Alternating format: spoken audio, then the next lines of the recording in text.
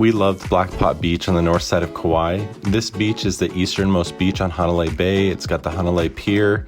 As we pulled up to the beach, we found that there's a big public parking lot, there's a big grassy area with public bathrooms, and a beautiful pier with great views of this beach.